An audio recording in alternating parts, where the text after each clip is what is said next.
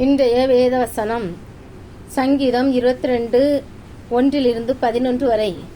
என் தேவனே, என் தேவனே, ஏன் என்னை கைவிட்டீர்? எனக்கு உதவி செய்யாமலும் நான் கதறி சொல்லும் வார்த்தைகளை கேளாமலும் ஏன் தூரமாயிருக்கிறீர்?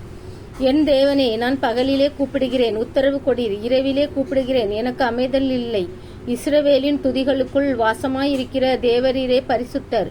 எங்கள் பிதாக்கள் உம்மிடத்தில் நம்பிக்கை வைத்தார்கள். நம்பின அவர்களை நீர் விடுவித்தீர். உம்மை நோக்கி கூப்பிட்டு தப்பினார்கள். உம்மை நம்பி வெட்கப்பட்டு போகாதிருந்தார்கள்.